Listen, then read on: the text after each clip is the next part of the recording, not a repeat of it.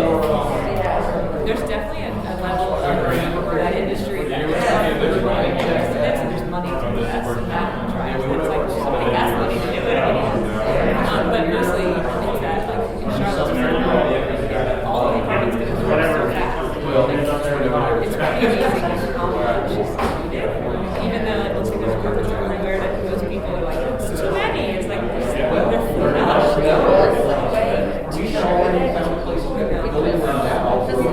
All right, we're going to get started. I'm story to the Observer about it. I'm like, can you tell the story? We're a few minutes late, but I think we're going to run over all our schedule. Translate it? So this next portion, basically from now. Try to reduce that. We'll just keep talking. So basically from now until 2 o'clock is going to be presentations to you all. We're going over a couple of key topics, particularly development investment, how that is done, and we're looking at the public lens, private lens, and public-private partnership. And then we're going to look at the approval and process options. So how does it get done with legal authority, by right development processes, and then the rezoning petitions. And then we'll have a question and answer. So that's a lot of content to get through. So if you can be taking notes, conferring, if you have questions, if you have ideas, and then we'll make sure there's plenty of opportunity for you to ask questions of our presenters. So Grant is going to be our very first presenter. Here's the advanced review. So if you, since you weren't here this morning, can you introduce yourself? Do we have any other new participants who weren't here this morning? Here. So let's do a really quick introduction. So if you guys say your name and your affiliation. You want to go first, Grant? We'll wrap with Grant. Okay. All right, I'm Therese Hager-Gray. I am a senior assistant city attorney, and I represent the zoning and planning departments at the city. All right. Next person needing an introduction. Bridget Grant, I'm a land use and development consultant with Moore and Van Allen. So I used to work for the city on the rezoning side, and now I'm on the private side. All right. Great. Anyone else? Good afternoon, my name is Miles Vaughn. I'm also with the city. I work with the City Department of Housing and Neighborhood Services. Awesome. Thanks, Miles. My name is Ronald Mason. I'm also with Housing and Neighborhood Services for the city of Charlotte. I work with single family development. Awesome. And I'm Nan Peterson. I work with Shannon Fry and Allison in the Charlotte Development Center. I'm just a relationship manager for land development. Great. Thanks for joining us. Anyone else? Other than me? All right, Grant, get you to your introduction and your presentation. Greg Bianchi from the so I want to talk to you a little bit first. Can everyone hear me? I'm awful with projecting the cloud maps, but I have one of these on. Some of them aren't. Go for it. I did it all morning. So breathe this air. We'll talk a little bit about public investment and how the city invests in its infrastructure. So our capital investment program is probably one of the primary ways the city invests in its physical infrastructure. And there's a lot of projects that we see over the years get built. Most of them all come from the capital investment program. And there's three, can you see this up there?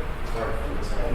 There's really three funding sources that fund these types of projects. And for the most part, we don't really need to pay attention to them other than the fact that understanding how a project gets funded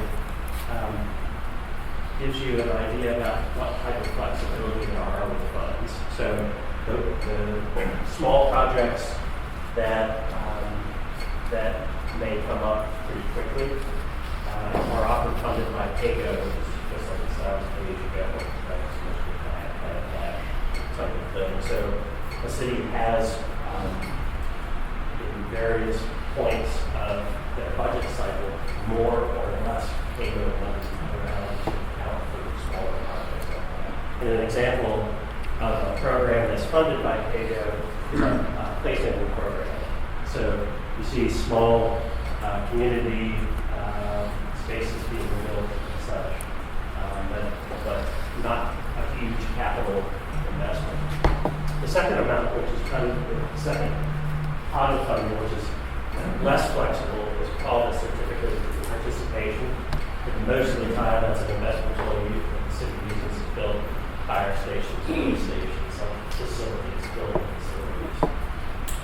The majority of what we see in terms of financing for capital projects is a general obligation bond. And we've all voted on this every 2 years up to 2020. This last one, so probably have another coming around. So, and a lot of effort goes into identifying projects that are funded by bonds. So it's the least flexible because there's a lot of lead time to determine the list of the projects and go into the bond.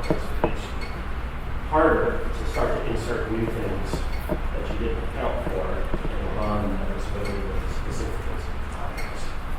So 3 ways of financing that you will never see from the outside, and each one of them has its own set of rules and kind of how you can utilize that money. So it's not as easy to say, we've got this great idea, we want to get it funded. It may or may not fit into one of those funding buckets. So in terms of the majority of the funding and the project funding, that's through our general obligation bonds. For instance, I think the 2020 bond was somewhere in the $196 million range. And that's split between affordable housing bond, neighborhood improvement bond, and transportation bond. And each of those have programs underneath them. So for instance, in transportation bond, we might have a street surfacing program or a sidewalk infrastructure safety program. Or a neighborhood improvement bond may have, you've heard corridors of opportunity, Mr. Hall has, that program falls underneath that bond. And an affordable housing bond sounds different. It sounds going backwards than I do. So each one of these bonds goes through a series of prioritizations. All the projects that are generated from all the plans that we do. It may be a strategic plan or a priority for council, maybe an old area plan, it could be a corridor study. So all those kind of get listed out and costed in a very general way, and then the staff starts to prioritize those to be able to create a bond package that then goes on a ballot essentially every 2 years. It doesn't have to be every 2 years, but in Charlotte it has to be every 2 years. So when a project's on a bond package and it's approved, then it obviously kind of works through development and construction of that. There are often times where a project you think you want to do, and it may become infeasible at some point in the future. But there's very limited ways that you can redirect that money. It has to be kind of similar to the bond language that was written about a specific project for us to be able to go use that money on something else. So if it's a street project, you can generate to another street, but you're not going to shift it to Madison Park maybe or something like that without council. So 3 different bond packages. There could be more in the future, but generally those are the ones that we see. They're generated all by adopting the endorsed plans, and that's the important thing. They just rarely come out of thin air that way.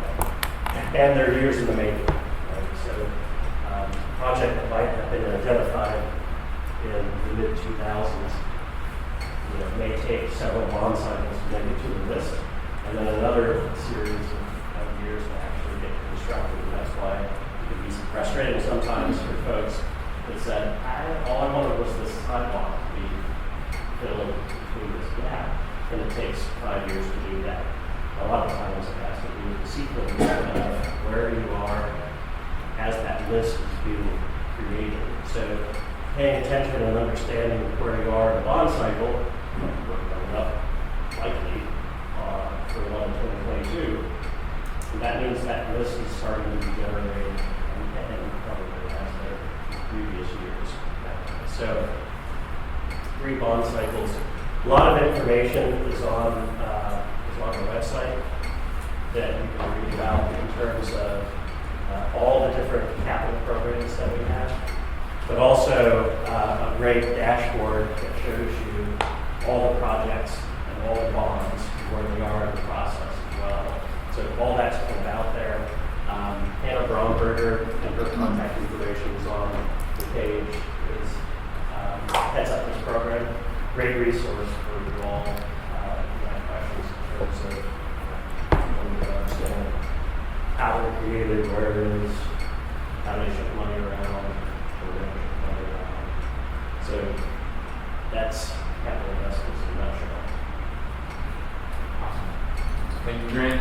All right, so our next is going to be how do others invest outside of the public entities, city, if they're in owner. So we have Rachel for private, and then Rob for neighborhood.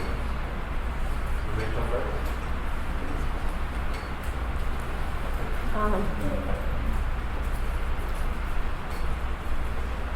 So I guess I'm tasked to talk about how private development works. Yeah. I was just trying to gather my thoughts for a minute. So just talk about like how a developer approaches a specific site and what the processes that we go through that. So every development company, first what I should say, has a different capital structure. Some have investors already, some are going out seeking a project and don't have investors and have to go out and pitch to get the money. That's important to know because however they're getting their funding can impact the process. So I'm going to give you sort of a general overview, but every company, depending on what their property, what their strategy is, if they're an office developer or industrial or apartment or mixed use, and then what kind of dollars they have to spend on it could impact what I'm saying. But generally, a developer identifies an area that they want to go into. They have done a ton of research to figure out why they want to go in that area, like there will be growth here for their specific use. Once they've identified that neighborhood and targeted that they're looking for a specific site, there's someone in an acquisitions role that is out looking for a site. Once they find that site, there's a ton of things that happen.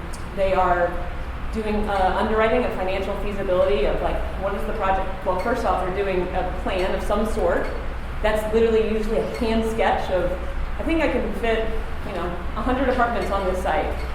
And then they go and they do a pro forma to figure out like, what does it cost to build that? What are the construction costs today? What do you think the rents could be? And then all of the development costs that we call soft costs, not the like construction costs. So is this site an environmental issue? Well, I have to spend money to clean up the soil. I'll put that in the budget. So there's a due diligence period. Well, first they've identified the site, they figure out what they can pay for it, they make an offer. That whole offer process can go a lot of different ways, but there's a letter of intent and then a purchase agreement. Once it's under contract, then they have it secured, and all the due diligence work kind of continues and gets really intense, and that process could be like 30 days, it could be 180 days, but they're digging in trying to find out all the risks. So developers are approaching a site of what are the risks to our investment. If I'm going to spend $60 million of somebody else's money, what are the chances that I can't return that back because I made a promise that I'm going to return that money plus a certain return. So what stands in the way of not being able to pay that investor back? So an example, I mentioned environmental. If they go to start digging during construction and site work and they hit a tank that's underground that's contaminated, and they have to haul that off and bring it to a landfill, and the landfill charges them $200,000 to do that, all of a sudden their budget is majorly impacted. So coming up with all these different risks and then how you mitigate those is a really intense time for a developer. So identifying all those risks, figuring out a plan to address them is that first phase. And along the way, you're doing design work, trying to figure out what actually fits. First you're doing market research to identify like who's the target audience, who's going to come to the restaurant here, who's going to live here, or what type of office tenants. So they're trying to figure out the market research, who's competitive to them in the market, identifying that sort of business strategy, and then designing to match that. And so the design part is trying to match the market research, but it's also trying to match the city ordinances and codes. So they're relying on a lot of people for that. There's a ton of consultants. A lot of them are kind of represented in this room. You get like land use consultants to say whether or not you can build it zoning-wise, a civil engineer, landscape architect, an architect, mechanical engineering, plumbing, structural. There's tons of people that work in the development. Like, it's insane how many people get involved in one specific site. So doing the design work, doing the due diligence, the underwriting. Once you've figured it all out, you figured out, like, here are the risks and here are the opportunities. You're putting together some pretty picture and in the form of a memo of some sort to go to an investment committee. That could be internal or external. And you're saying, here's the investment we think should be made here. And you have to get approval from your internal team and the external teams to execute this project. Usually, what's happening is the developer has a fixed amount of money, a couple $100,000 for a year's worth of this work that I just went over. Everything I just said could be, it's typically like a year, but it could be like 6 months to 10 years, really. It just depends on the site dynamics. But the developer has a pot of money that either an investor has already given them or they have on the corporate side of their spending. So for a project for me, like a multifamily scale, 200-something unit, probably spend $1 million in that first year just figuring out what the project is. So I'm going out and spending $1 million of someone else's money to hopefully be able to invest and start construction and close on the land. So all of this has happened. We don't even own the land. We don't even, in some cases, we figured out the entitlements that we know we can build it and the city is going to permit it, but there's still a big risk that the city changes the codes or has a permitting issue or something. So there's a ton of risk until it's actually got a certificate of occupancy and going. All of that is sort of a general process, and community engagement can fit into that in a lot of different places. Keep talking about the earlier the better. That's really impactful for a developer, because once you've identified your plan and you've gotten approval from investors, you don't really have an opportunity to go back and change it. So you have a fixed budget. There's nothing you can do. There's a fixed budget, and there's no way to adjust that. So knowing when capital is fixed for a developer is pretty critical in the engagement or effective engagement process. But that's not to say engagement can't happen the whole time. Like, a developer could be talking during construction, and there could be small benefits that can fit into that budget, but major changes have to happen early. I didn't talk about financing from the lender standpoint. So along the way, you figured out your process, you figured out your project, and you have the equity. So that's literally the person or the institution that's giving you, 20% of your project costs. 80% of that cost, you're going to a lender and getting that capital, and you're borrowing it. There's a ton of risk in borrowing. There's some person who signed the dotted line to guarantee that if this project fails, the lender can come to this individual and take all their personal money and take their house. There's a lot of investment from a person or an institution sometimes. Lenders have a lot of control in this conversation that doesn't get talked about. One example is retail. A lender often doesn't see retail as, sees it more as a risk. So if a project fails and the lender has to take back that asset as collateral, they're going to do everything they can to protect their risks in that. So when they're underwriting a project, they may devalue retail, and in which case they increase the rate for the owner. They can change the amount of the loan to someone. There's a lot of impacts that I can go into later if anybody cares. But a developer is answering to a lender and their equity, and then also to themselves. So it's a kind of complicated system. I'm going through this really fast and a lot of stuff. Good information. Does that help? Okay. Yeah, I'll just leave it like that. Oh, and then the exit part in operations. Once you finish construction, it gets turned over to operations, either in-house or you're hiring somebody else. And then the way a project makes money is by two ways. One is cash flow, so whenever the property is paying out to the investor, so rent that's being paid, you can pay the loan, you can pay a lot of different operating costs. At the end of the day, though, somebody gave money to make this project happen, and they're expecting to get their money back and to get a return on it. So they can get that money back in their return through cash flow that's happening or from a sale. So when the project goes to sell, that's a big chunk of money that then gets paid back. So a lot of real estate developers are in the business of eventually selling it. That depends on who their capital is. So that can make it difficult if you're dealing with a developer in an engagement process that their investor is going to require them to sell it in 2 years. That changes the conversation of making an investment that's a 30-year investment engagement process versus today. So the timing of sale can impact the engagement process too. Maybe talk about what part of the process you're going through rezonings. Yeah. So entitlements in general, like in the beginning, when you're trying to figure out what legally can fit on the site. If you can't legally construct what you want on site, and you have to go get an entitlement changed, and you have to go through a rezoning, you're doing that pretty early on.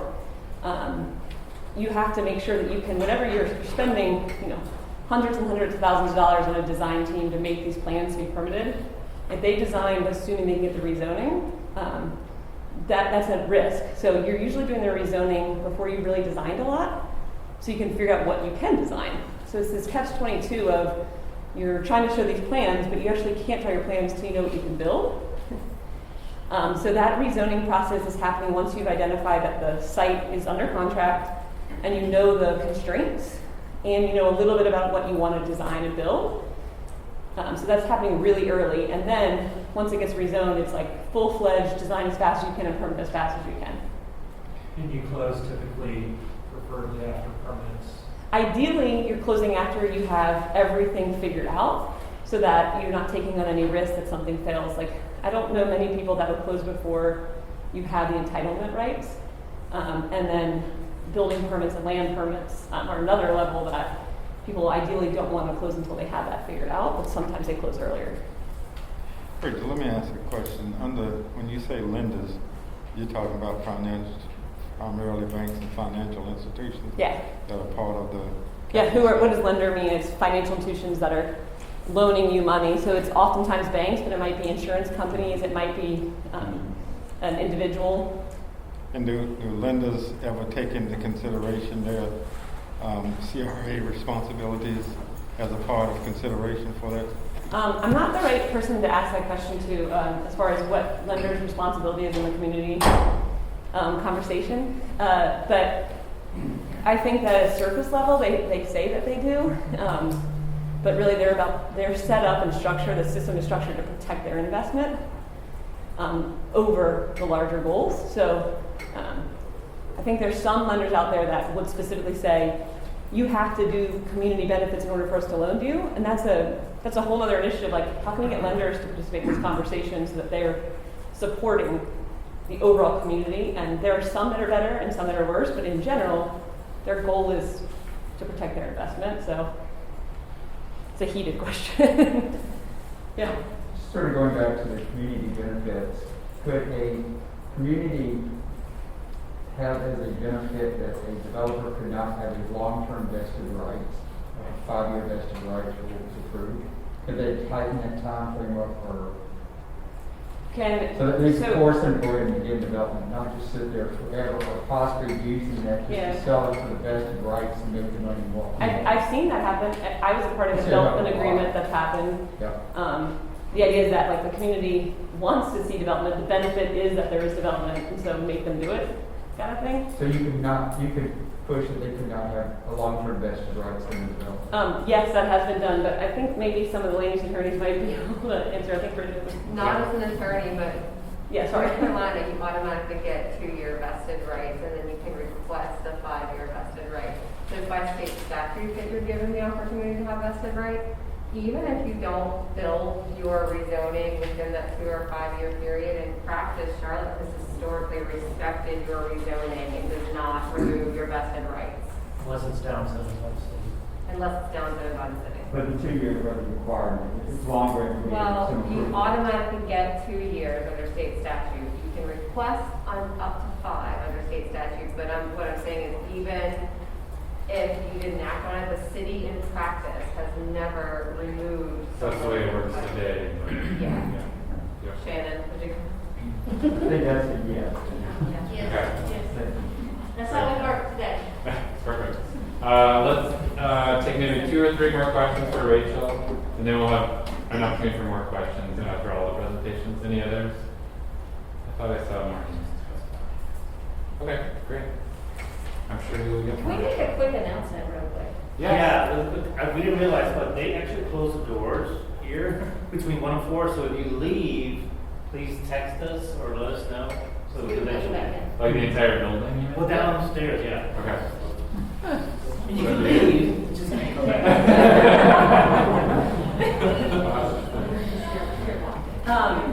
So just because I'm up here, I'm been tasked to talk about public-private partnerships.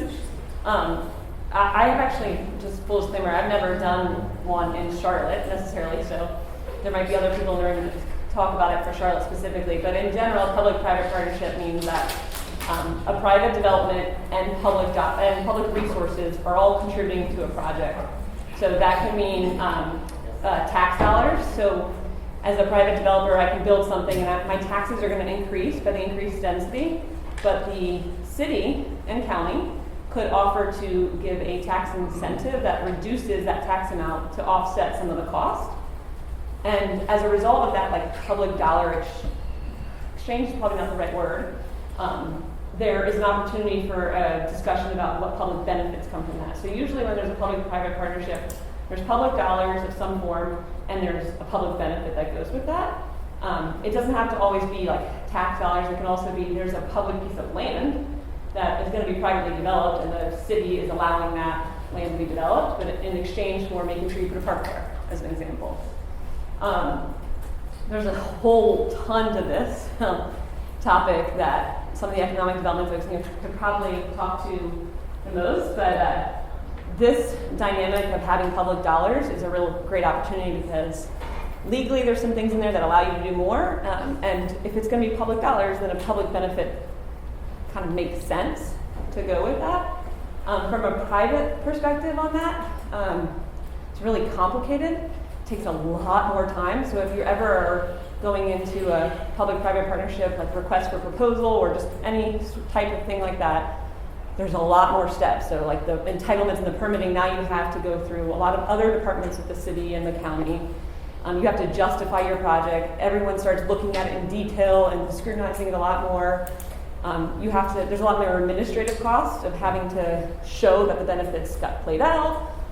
You have a lot of cooks in the kitchen working on your project and solving it. So from a private side, it's a lot more work to do these, but you're also getting public dollars to support a project that sometimes your project could never happen if you didn't go through that effort. Or it can make it a better project, not just that it's, couldn't happen, but it makes it a higher quality project, and so it's worth going through that effort. But it is an onerous process that has a potential really great benefit. Is there anyone in the back at economic development that would like to add to that to make sure that I'm representing it right? I'll jump in again. So it is really important to understand, I get asked about public-private partnerships all the time when I'm working on rezonings, and if there's some way the city can come to the table and help make some of this stuff happen. Public and private partnerships, in my experience, and someone from the staff, please jump in, are typically limited to incredibly large-scale developments like Eastland Mall or River District, or larger things happening in Valentine's, and anywhere working on like a whole corridor project like West Boulevard, and typically doesn't happen on a smaller case-by-case basis. Right. Yeah. Sometimes. Oh, When yeah. you like corridors of opportunity, we Yes. try to be more intentional Yes. about partnering with developers in some of our targeted corridors. You did an awesome job, except for one little piece that's going to correct you on. We do not reduce the tax burden.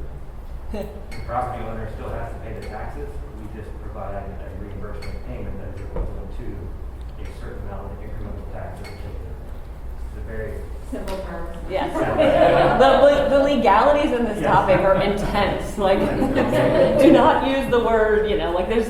And the only thing I add to that is that the term partnership is extremely, extremely key here, because it really needs to be a win-win. A lot of times in partnerships where the private side might come to the public and say, give us some money and then step away, and we'll just do it, just don't get in our way. The public side, on the other hand, might say, we want And then the developer says, as you mentioned, it's a lot more problematic, a lot more costly administratively, and then there's not always that win-win. So that's where the partnership is really, really important to make sure you're getting a successful outcome. And you may not always walk away feeling like you got everything, but you're getting a lot more than what you would have gotten if you didn't have a partnership. Can I clarify one thing?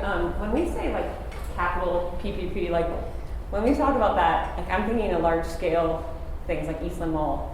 But a lot of the conversations, this is kind of alluding to what you're saying, is that, you know, how can the city be involved? Like if a private developer is doing a site, but we want the city to pay for a sidewalk down the street or something as part of that development, that's not necessary, like that is truly a partnership between public and private, but it's not the same type that economic development always gets in, right? Like, Right.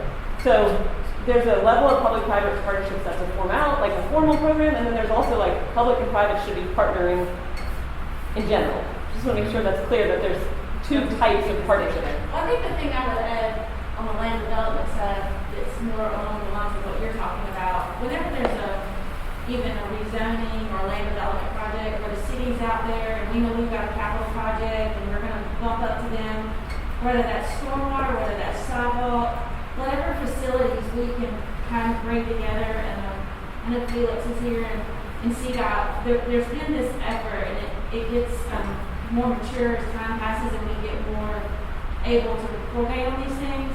But especially with a capital project, and the developer's going to be there, and we can say, you're going to be out there, we're going to go ahead and do the bike lane, we're going to go ahead and implement the infrastructure, because we can lay in that development project, the capital project that we have, and we can coordinate. It was like we were talking about earlier in that room, the opportunities to do it all as a seamless project and not have to go back and tear it out. Yeah. There are good examples of that, and it is where the city says, we will come in and we will do a public piece to your private development, that then there's your community benefit. That it's just additive. So I want to say, Todd's got that larger model, but on an incremental platform, that's how that gets. And the connected up, that's Grant's presentation, right? Like what Grant just presented earlier about capital investment. What you're talking about is the funds that Grant has, but what we were talking about, public-private partnership, is the funds at economic development that Todd works in that department. So there's, yeah, hopefully that's clear. Big P, little d, like you said, partnership. Yeah. So, we're jumping around a little bit, but I think since we're on the P3 topic, Miles, I think you're going to tee up an example, a really recent example, and then we'll come back to Rob and hear about neighborhood groups. Thanks, Jay. Again, good afternoon, folks. Earlier, Grant made a reference to the different capital sources of funding for development there. I think over this point, we referenced affordable housing. It was absolutely accurate from the standpoint. That's one of the key sources of funding for the city's affordable housing related activity. It's used to capitalize this fund called the Housing Trust Fund. In fact, we just recently had a round of funding that will include some 879 units, about $23 million. And the way that fund works is that we provide what's called gap financing to affordable housing developers. Affordable housing, Rachel referenced the development process. Affordable housing is a somewhat complicated process from the standpoint of, because of the oversight, the regulatory oversight required to build affordable housing, it's sometimes the nuances that are associated with it can be a bit burdensome to say the least. So there has to be incentives for developers to not only develop the affordable housing, but develop it in a sound, high-quality fashion. Because the tenants that are going to be occupying this housing, or the homeowners that are going to be buying the homeownership units there, typically are at households that are 80% of the area median income or less. You're not talking about a market rate source of revenue or income to justify or offset the cost to develop that. So oftentimes additional funding is needed up front to capitalize the development, the construction of that development. And that's where the city comes into play. We provide what's called gap financing. In essence, to the developer to close that gap between developing what's equivalent essentially to a market rate development, but with a lower source of funding. One of the requirements for developers to receive that funding is that they have to engage the community. They have to hold at least 2 community engagement meetings where the community is provided an opportunity to weigh in on the characteristics of development as well as give the insight in terms of how the community can benefit from that. This most recent round, this City Council just approved on Monday, we actually had a development team that worked out a community benefit agreement with the community. And we're fortunate enough to have the member of the development team here to share with you how that was flushed out there. But essentially, that was an agreement worked out solely between the development team and the community. The city had no weight in whatsoever with regard to that other than requiring community engagement. So we think that it's a good idea to engage the community up front, not on the tail end, so that they can get a sense of what the benefits are going to be for them, as well as determine what those benefits are going to be. So what I'd like to do now is have Liz Ward come up and talk a little bit about the community benefits. Can I ask one question? Sure. Is there any possible we could get a copy of that agreement? I assume it would be public record at some point, and you can block out the names of the parties, but just so we have an understanding of how those are in line, especially between a developer and a neighborhood. I will defer that question to you. Yes. Sorry. My assumption is the answer to that is to be yes, because we have actually provided a copy to the city as part of our housing trust fund. I think it's public record now. But I can certainly talk with the developer team and the community. I mean, our intent when we put it together was so that other people could copy it. Right. So I have a feeling that everybody's going to be on board with sharing it, and that would definitely be helpful to review it. Some of the specific things to be aware of. First of all, I think Paul is here. Paul was from Urban Design on the civil team that helped us do the site layout, and Warren and Allen helped us do the rezoning. And the developer team was consisted of a group, a nonprofit out of Georgia called Paces Development, in partnership with Soho Housing Advisors.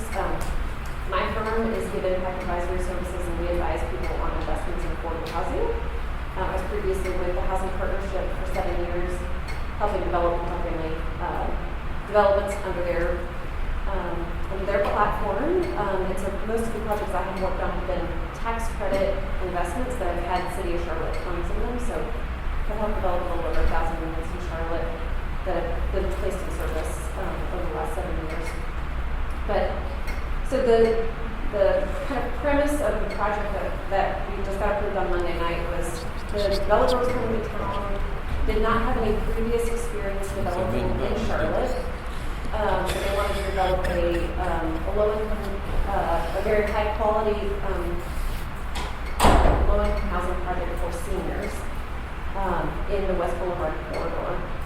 And as you guys can imagine, there's been a lot of discussion around the type of development happening in the corridor, and just across the city, the community has been very interested in being engaged in the projects that are being developed to ensure that they understand what it is that's being built, how it's going to be built, when it's going to be built.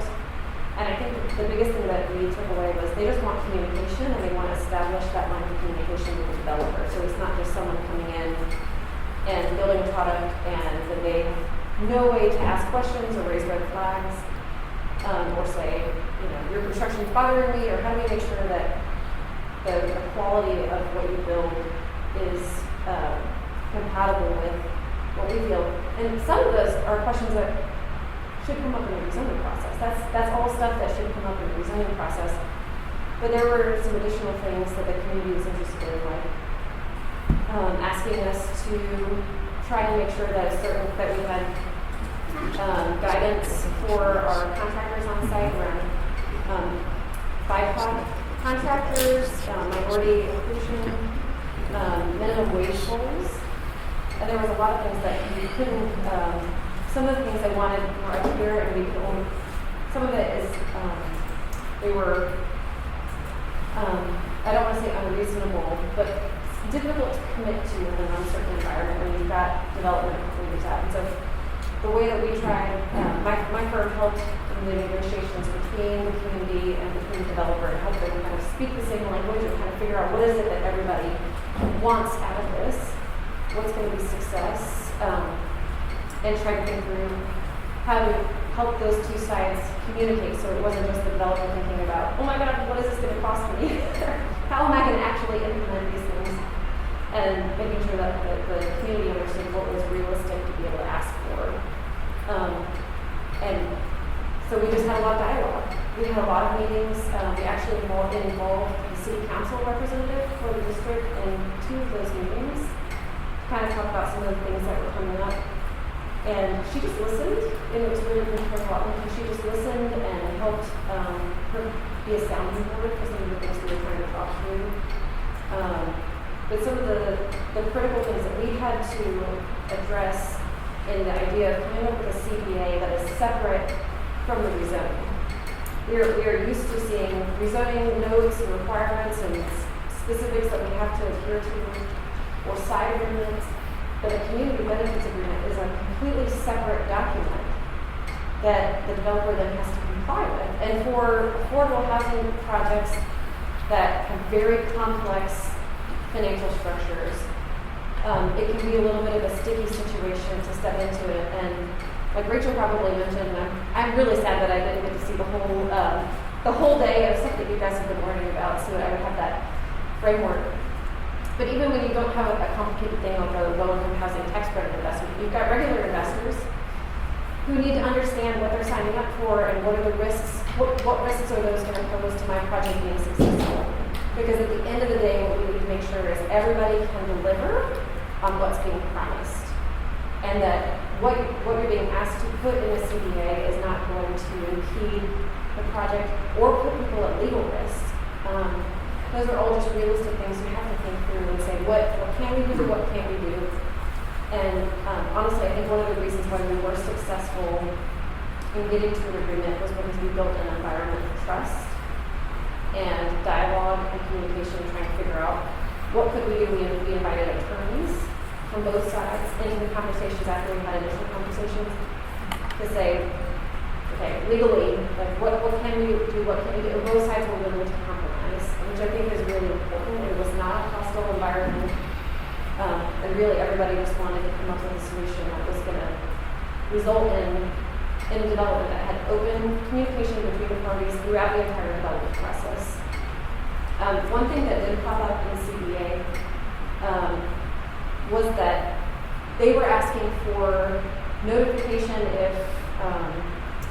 if construction was going to go beyond certain hours, or they wanted to know about if roads were going to be blocked off, different things that should normally be covered under city ordinances. And so some of that was just educating the community on what rules we need to follow as developers and making sure that they understood that those tools were available to them. So what we ended up deciding was it was helpful in the CBA to refer to ordinances that we were going to have to comply with, just so everybody had a document to point back to and say, okay, this is what's expected of us.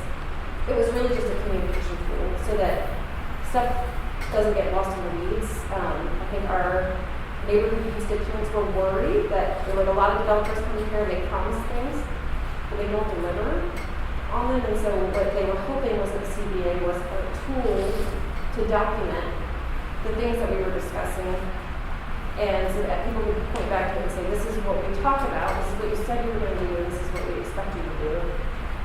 And so the way that our CBA ended up getting signed is it is not, we specifically wrote in language that the intention is not for either party to take the document to court. It is to enforce conversations among the constituents that are involved in the CBA. And that was really important for the investors that were going to be coming into the transaction. Is that this is a tool for the sides to document what we've discussed, things that are expectations that are above and beyond rezoning. But it was helpful, and now, like subsequent to signing the CBA, we have a monthly agenda. We meet with the community representatives monthly, and we have all the CBA items, and we're meeting with them regularly to say, here's an update on this. Here's nothing of this, and it's just a form of ensuring there's open dialogue. I think even the folks we were working with the West Side community and the Land Trust were both involved in those discussions, is making sure we wrote someone's name down in the CBA that could be a point of contact to call, because sometimes it's just very confusing as to who do you call to get a hold of the right person at the development company. So it was as simple as something like that, is just making sure that we knew the right people to call and to talk about between issues. They also have concerns around what happens if the building gets built and there are the property's being mismanaged, and we don't feel like the management company that you have is doing a good job or treating people fairly, how can we have an avenue to come back and have a conversation?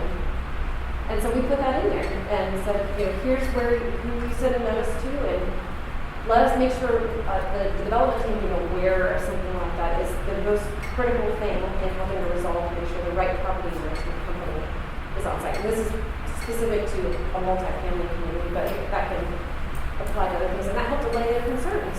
That they know they've got someone to call, they have a notice process, and the intent is that this group that we've put together would help address those issues if anything were to come up.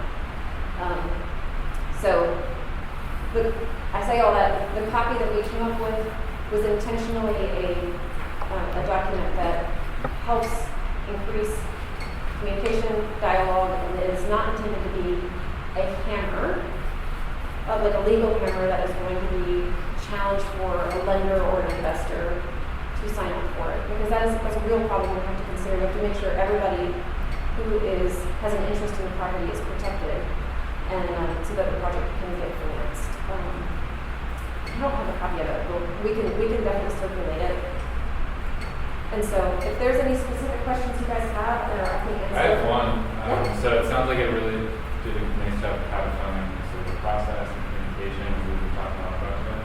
Were there specific community benefits articulated in the agreement also? Like as far as those expectations? Yeah, so some of the community benefits that were identified were obviously the provision of affordable housing, is the critical one.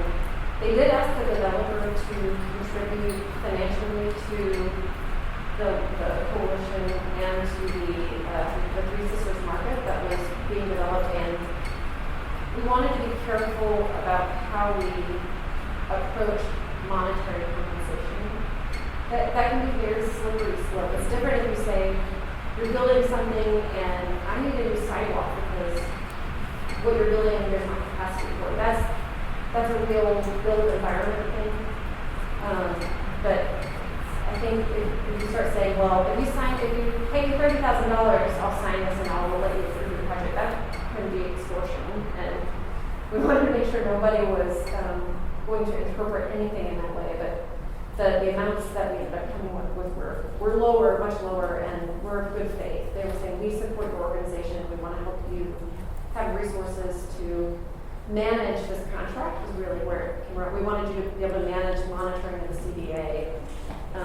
And one of the things around the food market, we wanted to increase access to food. So the project is going to be, because there's a couple things in there, is one, the project is going to advertise for the Three Sisters market within the community and help think about ways that it can help the residents of the project help access the food from the market. The second thing was inclusion of historical landmarks. The particular site that we're building on does have some pretty significant ownership from the African American community, and we wanted to honor that. And so we've got a process where we're going to be engaging the community and a historian to come in and share about the site with the community, and there's going to be engagement on selection of the property name. There is a path that Paul helped design to go through the project, actually through City of Charlotte right-of-way easement. Thankfully, we're not having to build a road, we're going to build a pedestrian pathway instead. And there's going to be some public art and ways to honor the history of the site and the community in that area. We're going to get community engagement on that. And then, in addition to that, the lobby of the community is going to have also historical markers and remembrances of things that are important for the community. We're committed to engaging with the community to learn about what those are and to work together to make those memorable spaces. And so I'm excited about that. That's going to be phenomenal. We're kicking off that particular engagement process in November. And it's going to be, we're going to keep doing it obviously during the 2 years of the project's under construction. Awesome. Thank you guys for joining us last minute. Let's do one or two more questions. Yeah, go ahead. Not a question, but I know Liz didn't see me. Oh my God! Did I cover everything correctly? You did. The West Boulevard Neighborhood Coalition is the organization that signed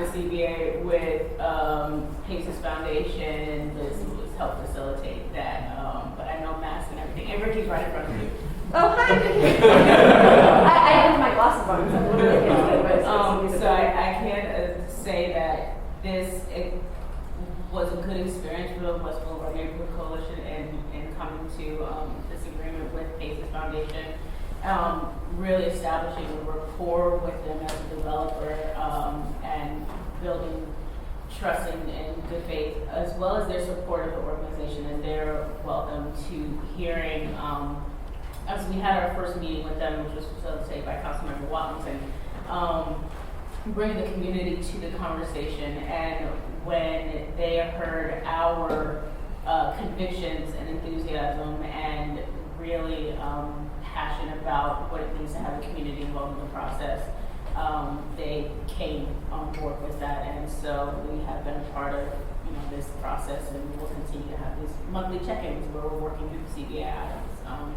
So to that degree, we hope that it has been and can continue to be a model for what happens on the West Boulevard corridor with creating these agreements between developers and the community.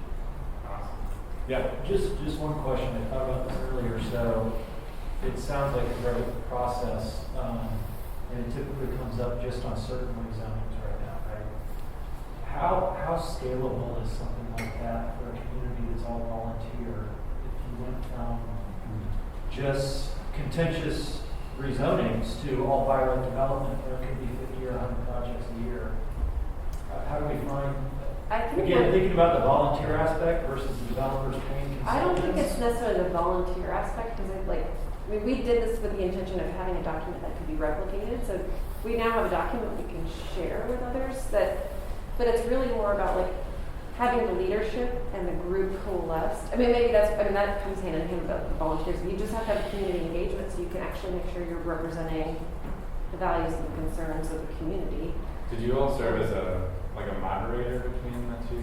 We were hired by the developer, Paces and Soho Housing Advisor, but we were hired to help with the meeting. So I've been part of that scalability maybe? Yes, we're available. Think how many projects were in your all's district that you're overseeing that are right?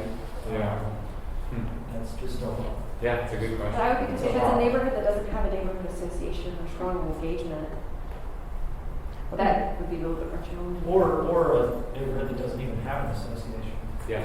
Ricky, go ahead. Yeah, I think one of the key features of this relationship too is the long-term stewardship of the land through the land trust model, which was a key component of the negotiations with Paces. And I think that when you talk about real community built benefit and retaining community wealth, meeting the need for housing, that this was a defining feature of that aspect too.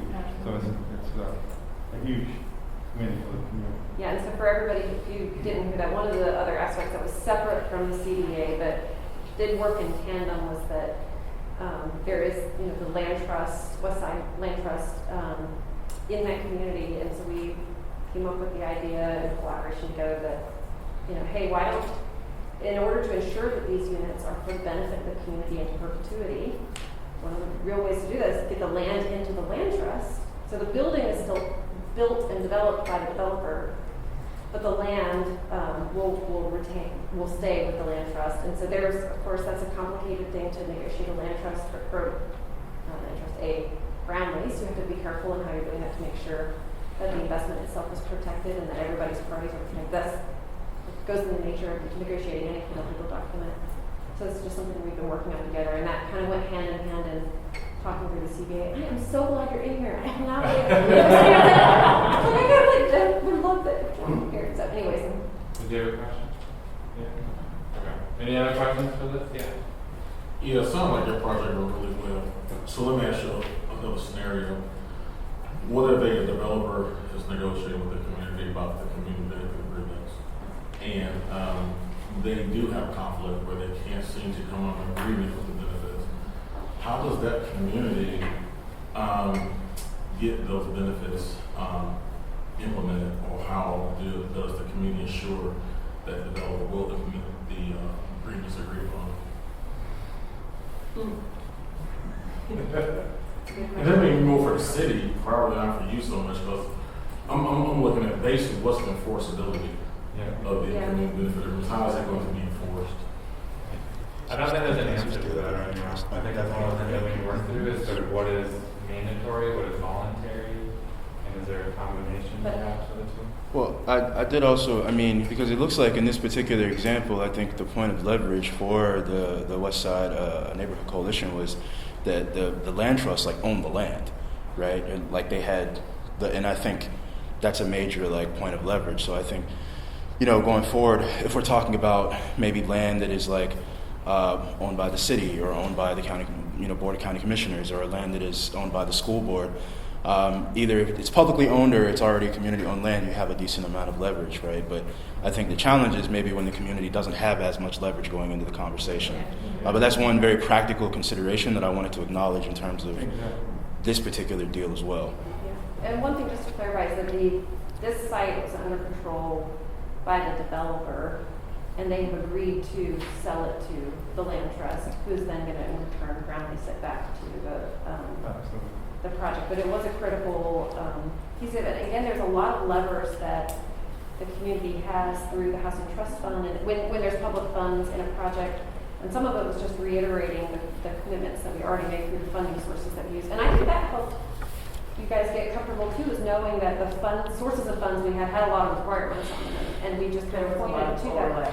I mean, now some of the heartburn is like, oh my God, we've got a million things we have to comply with already. Like, it can be a little nerve-wracking when you add something else you've got to manage when you've got an already complex situation, but it was the right thing to do. And I'll just say the last little thing, and I know I don't have my questions, but so our firm, we just started last year. We just had our 1-year anniversary in August, and this was like a big yay moment, where we got to help these groups dialogue and do it in a really productive way. And we felt really happy about it, and we're really happy that we could help the two groups come together and come up with a solution that was a win. And we still got to get the project built, but I saw at least 2 more hands. It looks like 3 more. So let's cap it at the 3 though, and we hopefully have a few more questions after the other presentation. But we do have 4 more presenters. So Rachel, go ahead.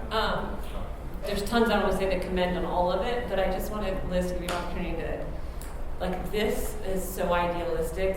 For this group, we're like, yes, this is what we want. Tell us how to make it happen. Could you maybe just elaborate on what he was just kind of alluding to, that this specific instance was set up this way, that developer was able to do these because of XYZ, and whereas another developer couldn't, or the community group had some leverage, and that's why, just some context to make it the applicability of it more real. If that makes sense. well, but I will also say I think sometimes it's all about just having the dialogue of what do you need and want and expect, and what can we do? What are we already obligated to do based on the type of project that we're building, and what are the constraints being imposed on us? They're unique for every single type of deal that's being done. They're different for an office or a market rate development or an affordable housing development. It's just a matter of having those dialogues and making sure you can build the trust to have the conversation around what can we do, what can't we do, what's actually going to add value. Because you don't want to add a document that doesn't actually do anything or add value to the community. And so it's just identifying what's not already covered by the other agreements that the developer has to comply with, and opening up that chain of dialogue.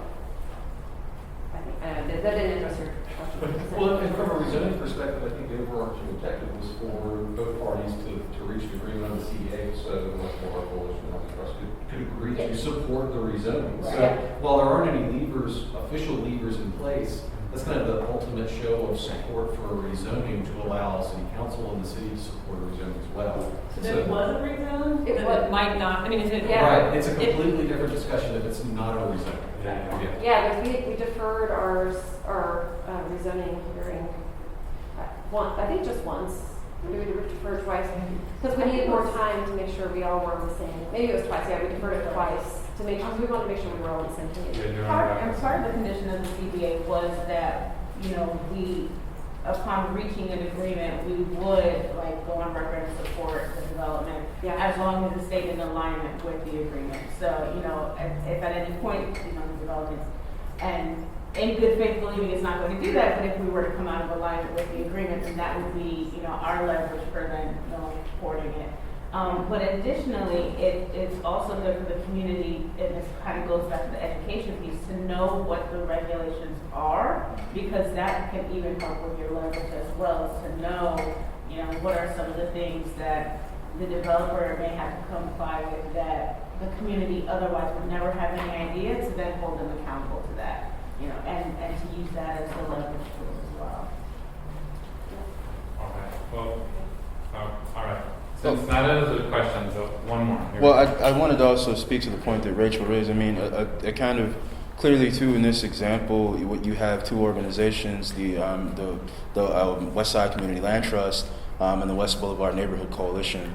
And so I think you have like the level of kind of like organization and community-oriented development already kind of like at the table. And so again, with us, the Community Benefits Coalition is really meant to be a broader. A version of that can speak for more neighborhoods across the city for that purpose. So I think that's partially too, just people being organized and being able to kind of engage the process that way. Thank you so much for that. Yeah, for sure. That was our bonus presentation we did. So let's wrap up the development investment sort of examples with Rob. Thanks, Rob. Do you have a slide? Yeah, one slide. Perfect. Thank you. So SPAN stands for the South Park Association of Neighborhoods. And how this all came about is about 7 years ago, we had a rezoning in South Park where a hotel was trying to be built adjacent to a nursing home, some condos, and a neighborhood. And it was controversial at the time. A lot of people showed up. And we realized that the community didn't really have a consistent voice when they went to rezonings or when they were interacting with the city. And out of a ULI study that was done about the same time, it was suggested that the business community put together a coalition and that the residential people put together a coalition. So SPAN grew out of that. And it's a nonprofit organization, a 503c, that was formed. And today it is open to all homeowner associations and others that don't have homeowners association in the South Park area. Today we have about 32 homeowner association out of, we think there's about 45 or 47 in all the geographic area here. And a minimum dues like $1,500, so it's really nothing, so we can keep our stuff going. And it's been quite successful to the point that now, and I'm going to use this as an example of what some of the groups here, when you have big formal groups, it's easy to do things, but when you have all these numerous rezonings, how do you deal with them? To your point, the 40 in your neighborhood, how do you all deal with them? So we have a board of about 12 people, and we probably have about 30 people that are very active in this, and so we attend, obviously, every rezoning that there is. We also are part of the UDO, we're part of the 2040 plan, we're talking to people in CDOT, people in Parks and Recreation. So think of it as, I like to think it's, it takes a whole community to make a village. And so by having all these groups, and a lot of people talked about this earlier, about connecting all these groups. Because what we find our biggest issue is this, that we're building one thing on this side of South Park and we're building something over here. They both actually need the same thing, but people were approaching this one differently than this one, and they were asking for different things. And the city was doing a project right next to this and didn't know it. And Parks and Recreation is doing it over here. And we're going to do a trail here, and there's going to be a police station here. All of it is very disjointed. And so that's one of the frustrations I'm sure most of the people in the room have, is all these things are going on. How do you keep up with it? And so we meet every month as a board and we have various committees that are assigned as sort of, I'll call it, relationship managers, if you want to call it that, with these various groups, and so that they get to know what's going on in stormwater and water, what's going on in CDOT with Felix, and what's going on with the various people. And we'll have one-off meetings with them as is necessary to do that. So what I would just try to give you all is a few pointers on things that you might want to consider if you have a group today, and how you might want to organize, and how you might want to go about doing it. And Liz mentioned this before and so forth, but number one is dialogue. So this organization is not anti-development by any means, but they want good quality development that fits what the residents want. And so to do that, you have to start to build relationships with developers. And once you get to that point, then it's not you having to force yourself into the table, it's more you to be invited to the table. That's when you know that you're successful. I also say you need to organize with a purpose, and that is diversity of points of view, diversity of professional experience. It's very important. So we have a lawyer on our board, we have architects, we have people in the developer communities like CBRE, JLL, we have bankers, we have community moms, we have a little bit of everything, because you need all of those things because they're all involved in all the things that we're doing. And so they will know, the banker knows, well, that's how the lenders think about it. And the architect will know, well, that's how they work on these kinds of things. Second thing I would tell you to have is to understand what your priorities are. So we talked a little bit in the other room about what we want the outcomes to be. It's very important what you want the outcomes to be. And you have to decide that as a group. And you can't have too many. I would tell you, you got to get it down to 3 or 4 things that are really important to you. And those are the things that you're always going after. You might get it, and there may be some unique circumstances where you have to do a few other things, but it's the 3 or 4 things that you're always trying to get or want to have in a particular project. Also, next I would say is communicating. So we have a website we started up and maintain. And we have a monthly newsletter which tells all things South Park. It can be from civic things to what's happening in rezoning to what's being built over here. Because as you know, a lot of things get built or done that are not in rezoning. And so how do you get involved in those kinds of things? And so you really have to put yourself out there so developers know that, or people in the community. And it creates this great network. We get called all the time, hey, I heard such and such is doing this here. And that's fine, and we go look into it and report back to people. Also, are sharing what I would call best practices. Like how do you can't sit down with developers. No way, we're not going to do that. That's not going to get you anywhere. You got to say, what are the things that you're interested in? What are the things that are really important to you? What are the things that really bother the neighborhoods related to this particular project, whatever that might be? But the communication is super important. I also include the communication there with your politicians that are in your district or your area, as well as other public officials that are assigned to you. That is very important. You have a dialogue with them on particular things get to the point where there's a contention and rezoning.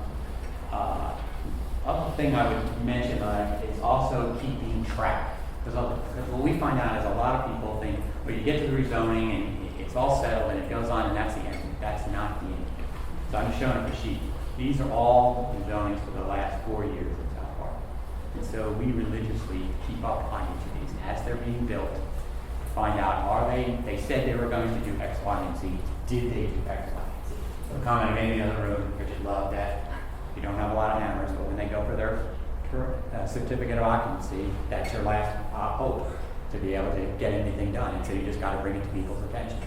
That doesn't happen a lot, but it does happen on occasion. And then people scramble to get the things that you want done. So you do have to kind of monitor the situation and find it. The other thing is plans change. We had a developer I met the other day. He originally was going to build 40 units. We thought that was too dense at the time. We got it down to like 32. Well, based on the demand in the marketplace and that they wanted more master bedrooms down, he changed his and he actually lowered it to 24, which was a good thing. But there was this communication. He didn't actually have to ever come back to us and tell us that. But he did to let us know that we go to the neighbors and say, hey, this is what's going on, and so forth. So creating those kind of partnerships. Last thing I'd say, you see this map? This is another thing.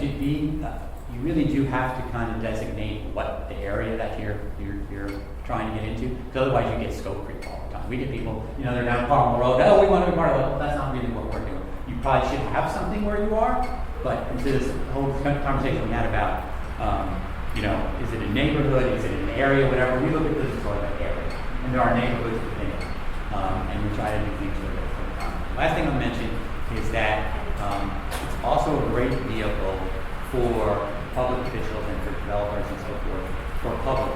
So in South Park we have a CMIP that a lot of parallel areas have at $50 million.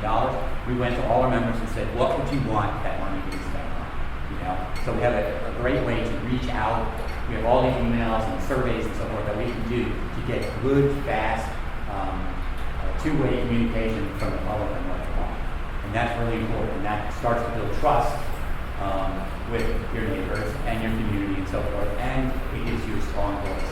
So, you know, when we stand up and say we're 30, we have like 5,000 to 6,000 residents that are technically members of our association. So if something's not going the way we want to, we can try to bring that pressure to bear if we need to. We usually don't. I'll stop there. Thanks, Rob. Any questions for Rob? All right. So next we have, we're going to move to the approval and process options. So Terry for legal authority.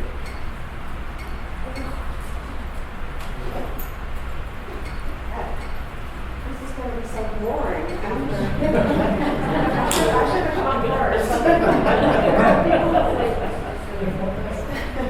I'm just going to, I was asked just to do a brief primer for you about the sources of government authority to do the things that we do, or the things that you've heard about today.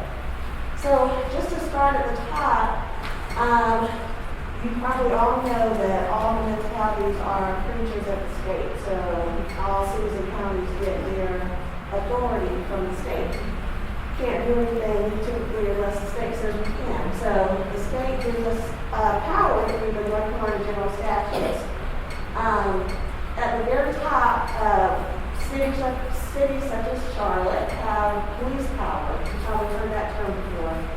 And the police power basically gives the city the permission to draft ordinances that protect the public health, safety, and welfare. You'll see that all the time in general statutes. It's very broad, but it's just protect the health, safety, and general welfare of its citizens. And then with respect to zoning authority, well, first of all, there's usually specific enabling legislation.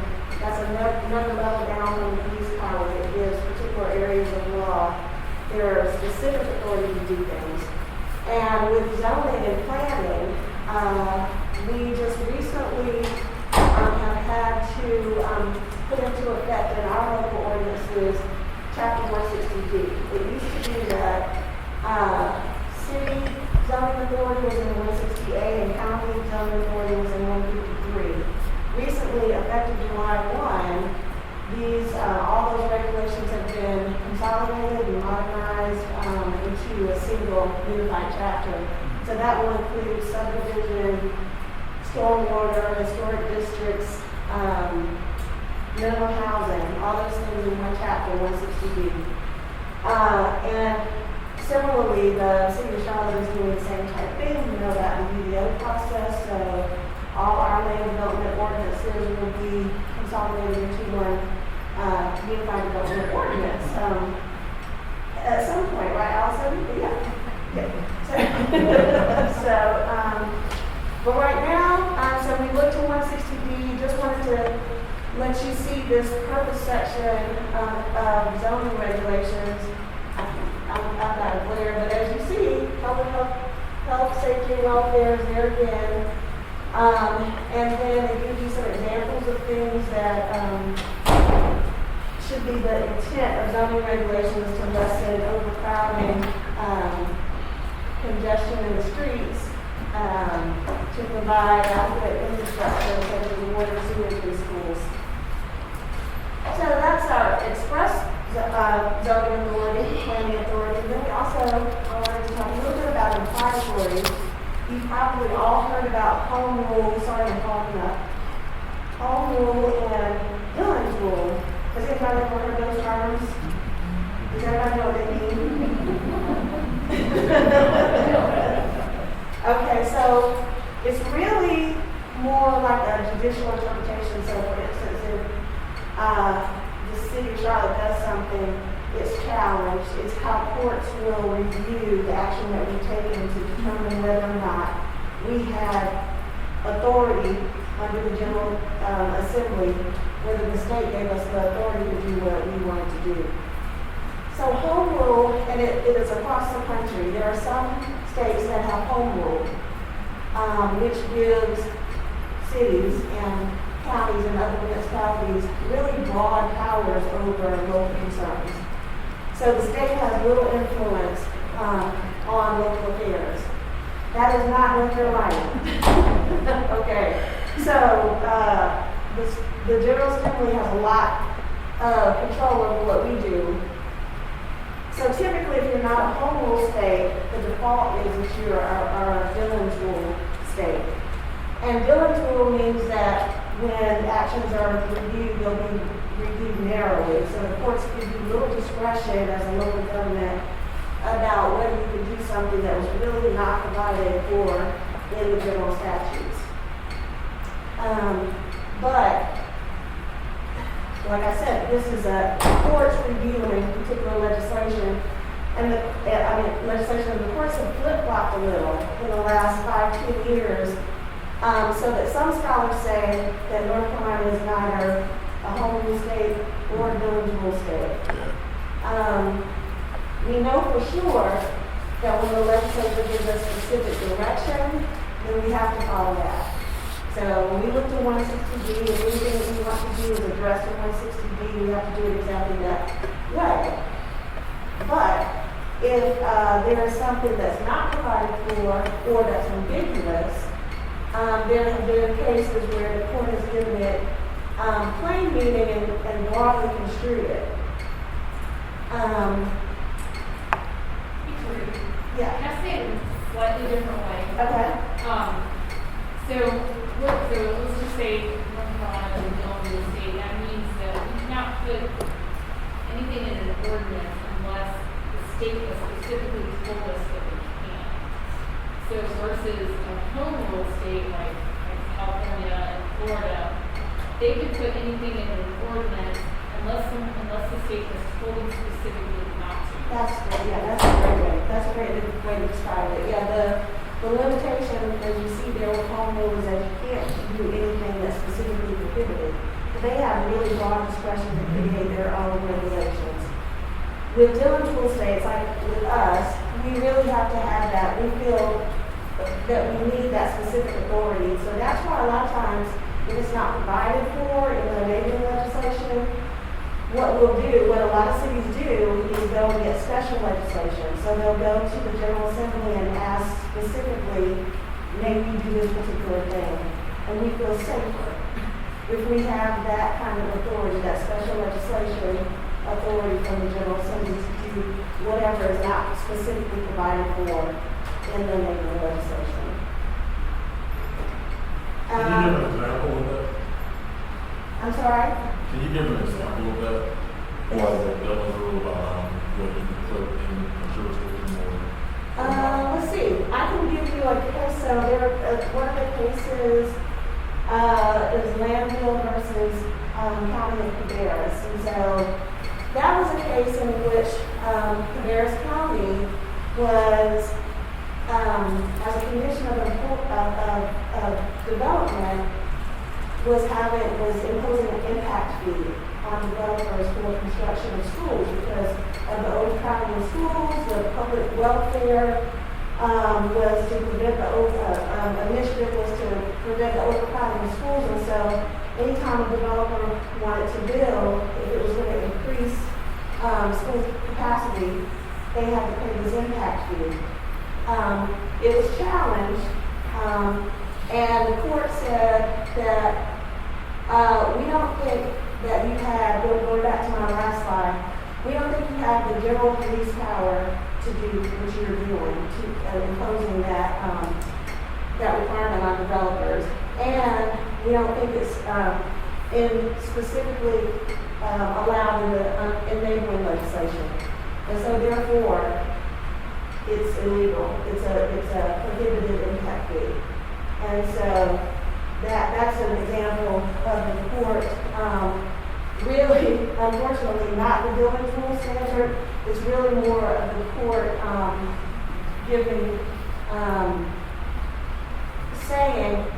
reiterating, I guess, that in North Carolina, if you do not have that specific authority, you're probably going to say in the zoning area that you cannot do what you want to do. Does that make sense? Yep, I guess so. It's something with taxation type thing, but What's that? that's something with like taxation or something. But, It's a difficult, it's a difficult, so just so you all know, those are that's the kind of analysis that the city has to go through. That's why we say, they come to the legal department and we say, no, please don't do that. But I think the takeaway, and staff, please chime in, is we can be creative, we can think of new ideas, and I think we're encouraged to do so in this process. There's certain things that there is enabling legislature for now, and there's certain things that we have to seek that special legislation And that's the nice to thing. potentially implement. Yeah. What is the reality of changing or getting state legislation for things? I just feel like it should be said. You know the answer to that, right? Are you from North Carolina?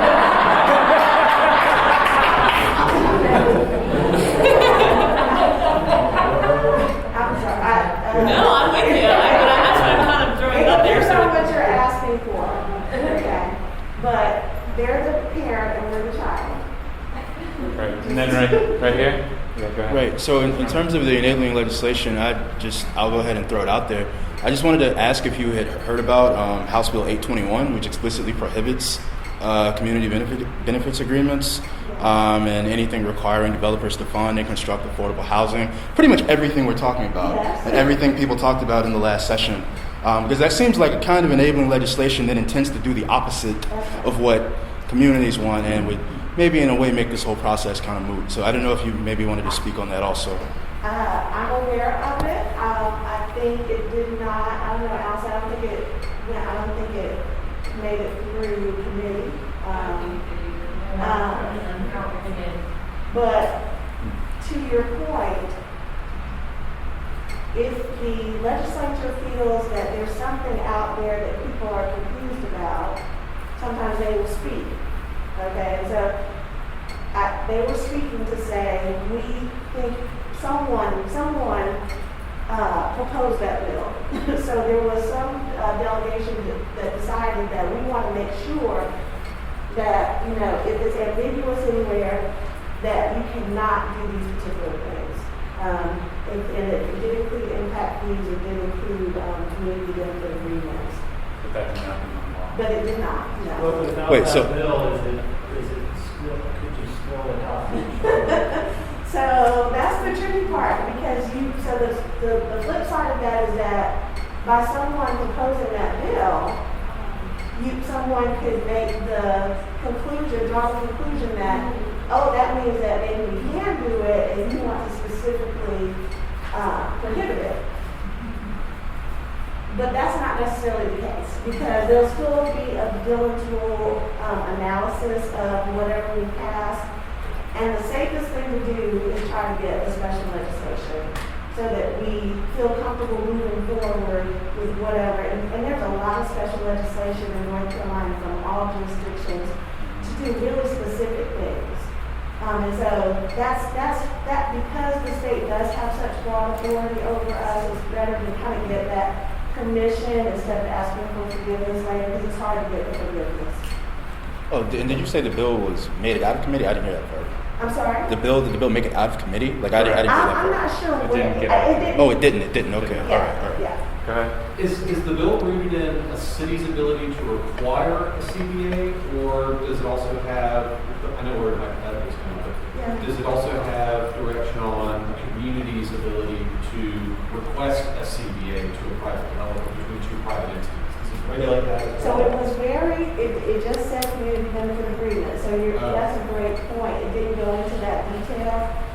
Our office has opined that the kind of agreement that you just heard about, the private agreement between the developer and the neighborhood are completely legal. So that's the position that we take. Because the city's not part of that agreement. Right. The city doesn't require it.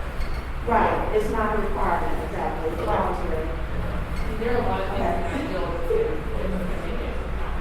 Okay. like saying you can't do traffic. You can't require traffic, it's like saying you're required to go your way or you go to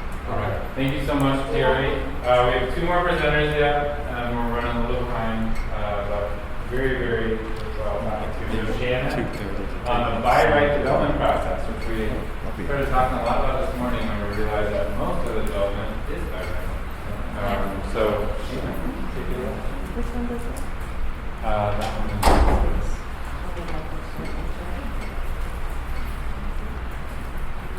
So, I'm Shannon Fry, as I said this morning, I do work in the Charlotte Development Center, and in doing so, I just wanted to give you all kind of a high overview of what we do down there. We've been talking a lot with Therese about the legal context, so I'm not in the legislative process, which is the rezoning before against this. I'm in the by right, as I said this morning, they've got the zoning.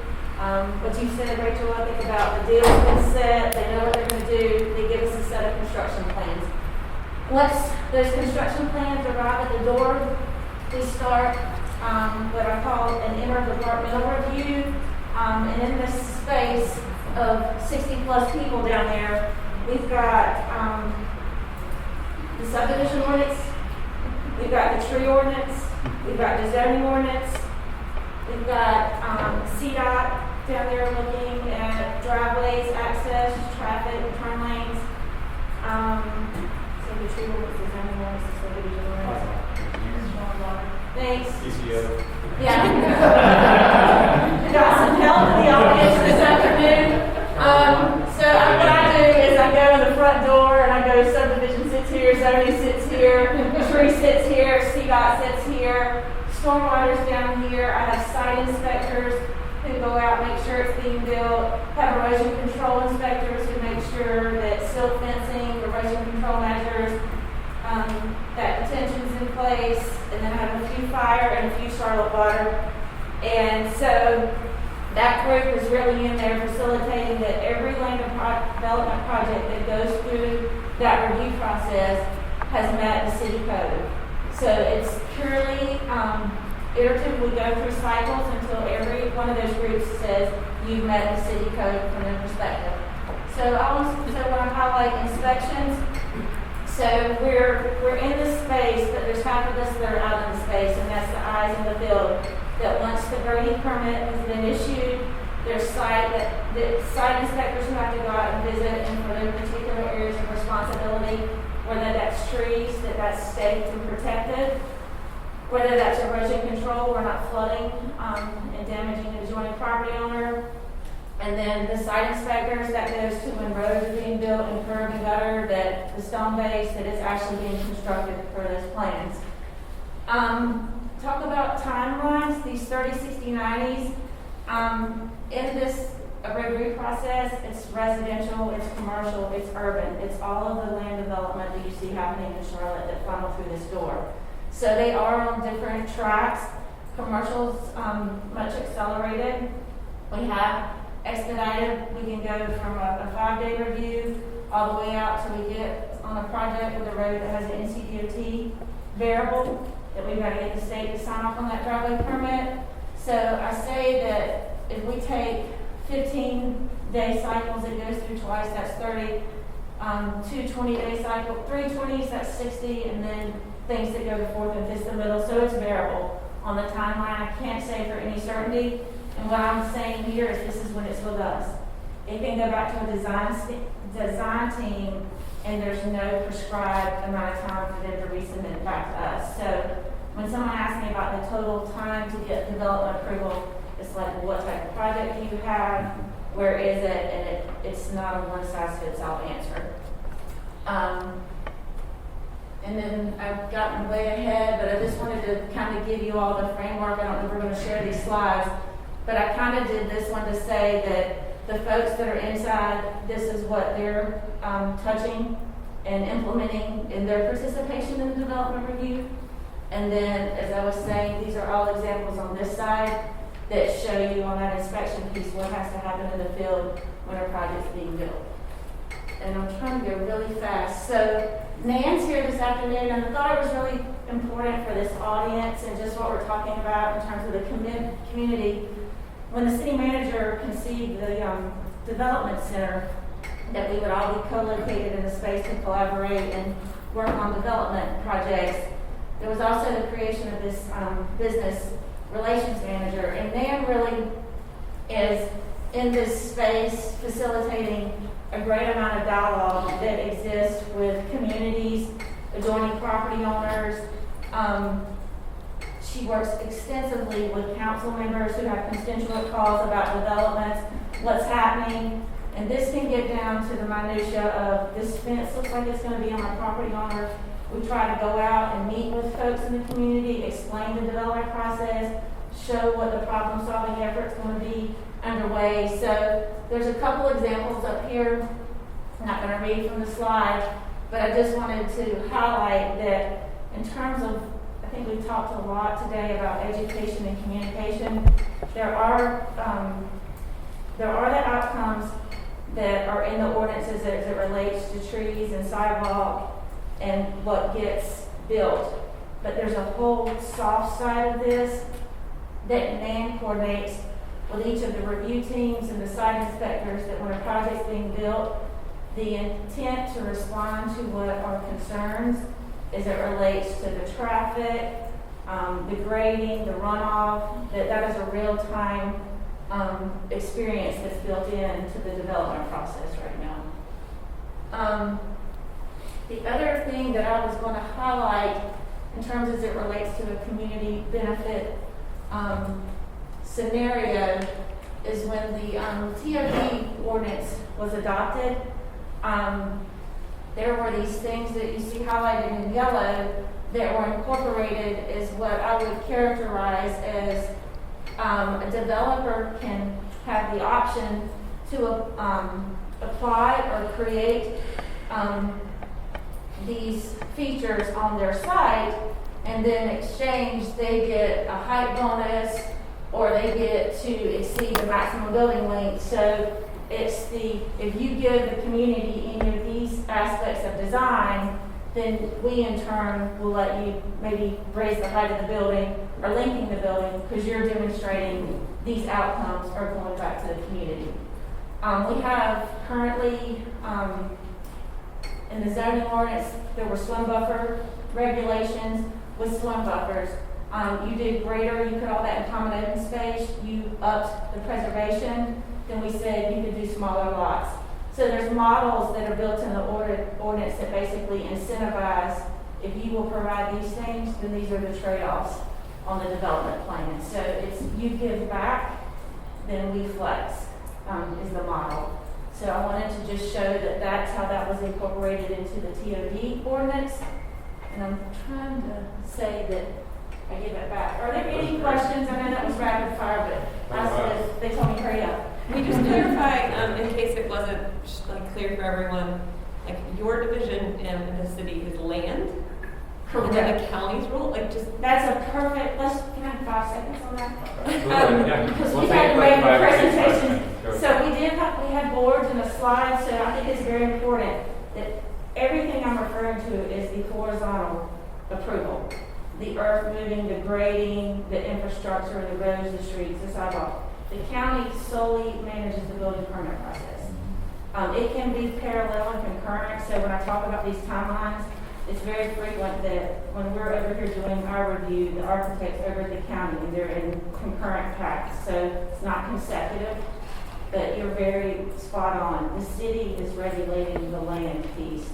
The county is the vertical in the building permit and state building code. Okay. Your TOD bonuses, does that include density? Someone help me. Density is a regular review. It's It's just what you can fit on your site from height and setbacks. The envelope and the site. So they can't essentially go from to an R3 because they're going to. You get a density bonus by going higher. Okay.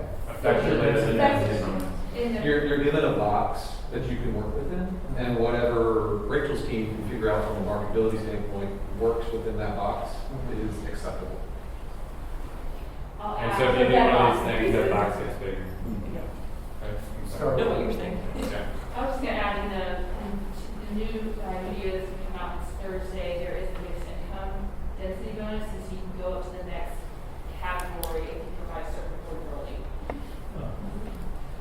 those are only in COD. I'm sorry? Those are only in COD zoning. Right.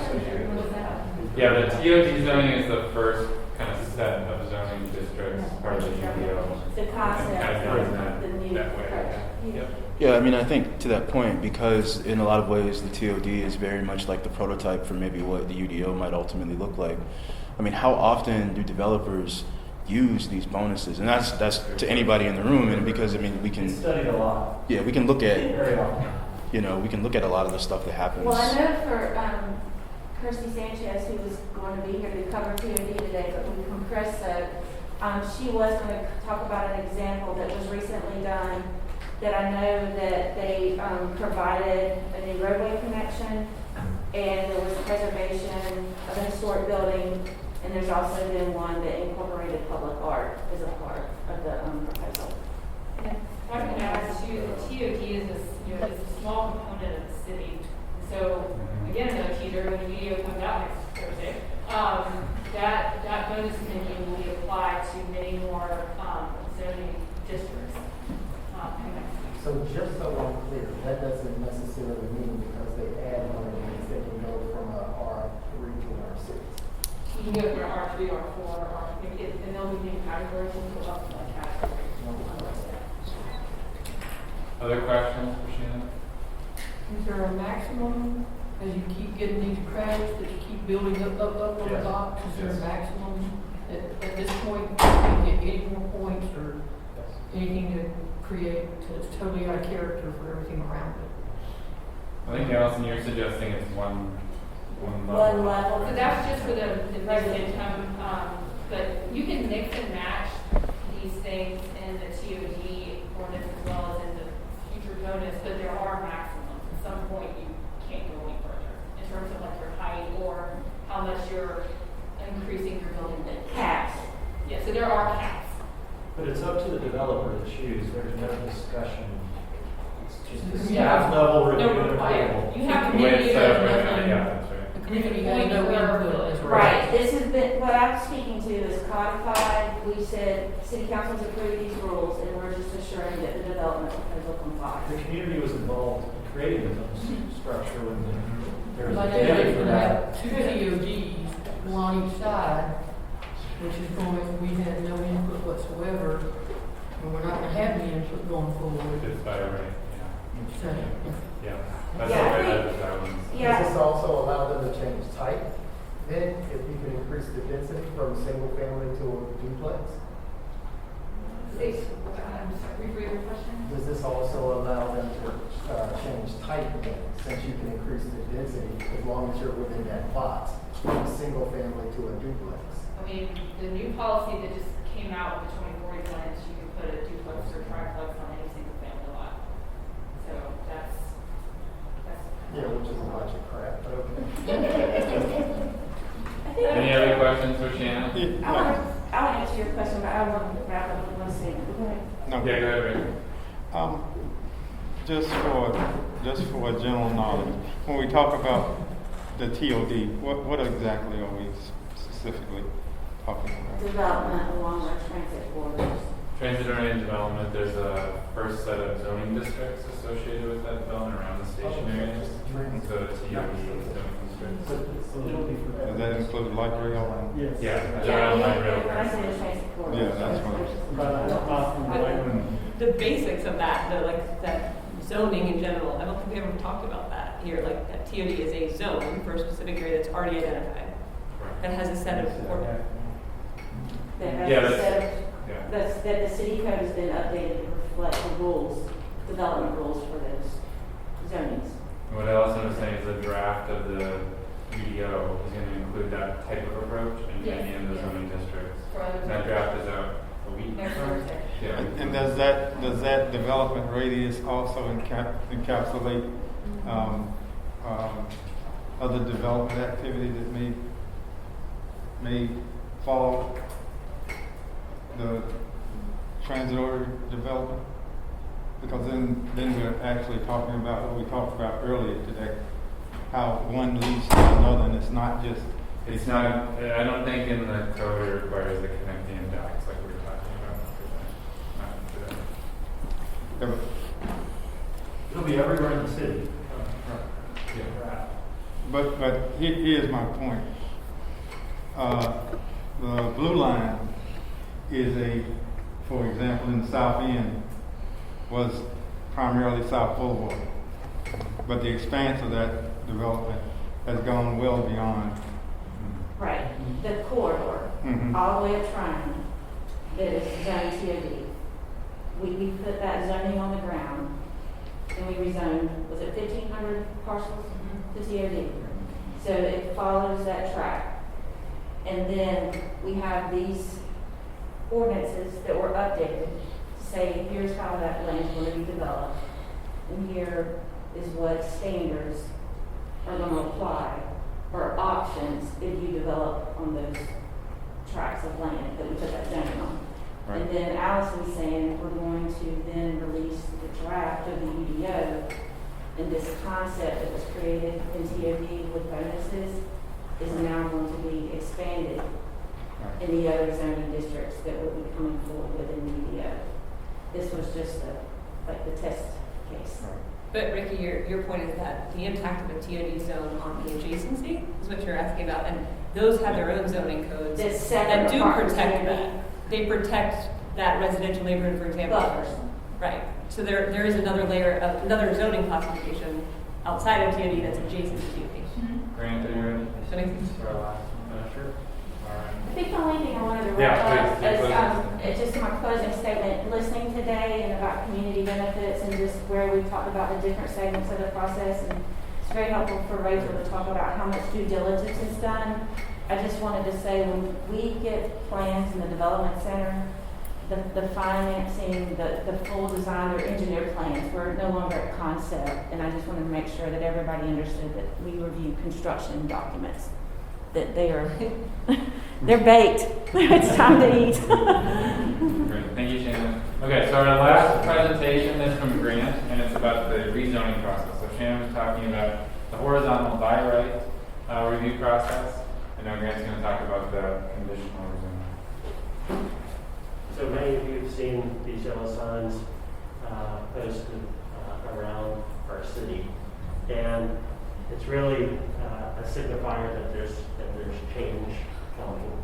And when we talk about rezoning, it's really talking about changing our zoning classification on a piece of land from one thing to another. And there are really two ways to do that. A conventional rezoning and a conditional rezoning. A conventional rezoning says, I want to change this lot from R3 to an R6. And that will say anything that can happen in the R6 district can happen on that site. Or whatever district. A conditional zoning would say, I want to change this lot from R3 to an R6, but I'm only going to build this specific thing of these conditions. So it's like a detailed version that says maybe only certain uses. We're going to do a duplex, but we won't do a triplex. And the duplex is only 25 feet tall instead of what's allowed, which is 40 feet tall. So it puts conditions that reduce the uncertainty of what was on the site or increase the certainty of what's on the site. So in most cases, or in all cases, the conventional case has the property it does not require a property owner signature. It has no site plans, right? So it could be anything that's allowed within that district, all uses, as long as it meets the standards for setbacks and such. It does not have a community meeting that's required. And like I said, it's not tied to any specific use. And then conversely, a conditional one, you would have the property owner would have to be in agreement and sign the rezoning submittal. It has a site plan attached to it. Sometimes those can be very detailed, and sometimes they can kind of be bubble diagrams to kind of describe in general what might happen on the site. There is a community meeting and a report that's required. So the applicant would have to hold a community meeting and then document the findings of that community meeting. And then, and most importantly, there's a commitment to the specific uses and development standards, maybe architectural standards or operational standards, spatial standards for how tall something is, how big it is, how many units, or how much density is in that. So that all happens in the conditional rezoning. So in the case of our process, it all starts with a pre-submittal meeting. So a landowner or a developer may come in to us and say, we'd like to rezone this specific property from this to that. And they may sometimes have an idea about what they want to build, or not. They just say, we just want to rezone from this to that, but we won't be able to do anything in this new zone. And then so we assess that by looking at adopted policies, so our area plans or our district plans or our long-range plans, future land use, and say, is that consistent or not consistent with what these adopted policies are. And then that flows into a staff recommendation that then goes through, if it's a conditional plan, we continue to look at site plans as they are submitted to say, is this consistent with the plan or the specifics of a particular area. And then yields a staff analysis, and then it goes to a public hearing with the City Council, decision by the Zoning Committee of the Planning Commission, and then ultimately a City Council decision.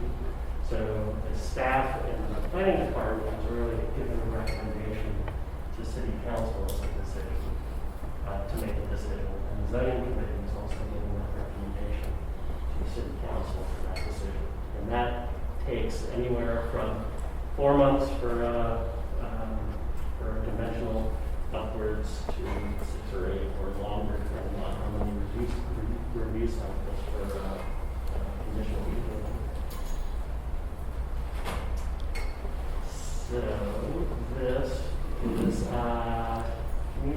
citizen notification really happens in 2 ways. First, we're required to put up the signs, the LOZ signs. We have courtesy mailing notices that go within a certain radius from a particular property that go to all the landowners and neighborhood groups within a certain radius of that. And then there are legal ads and mailing notices that we are required to do as well. And then public hearing. And that gives the opportunity for both petitioner and the public to weigh in front of the deciding body of the City Council on what they think of a particular petition. In Charlotte, speaking time limited to 3 minutes total. When there's opposition, it's 10 minutes per side. That differs. And then zoning committee, which they also attend the public hearing, so they get to hear the input from the public. They will review. It's open to the public, but there's not public comment that's associated with that. They'll make a recommendation to the City Council, and I make this makes it. So. And it could be anywhere between, like I said, 4 months to longer. So, great resource on projects for the last probably 15 years or so, rezoning.org. So you can see all whether it's a conditional plan or a conventional application. You can see that information. Has all sorts of timeline and calendars,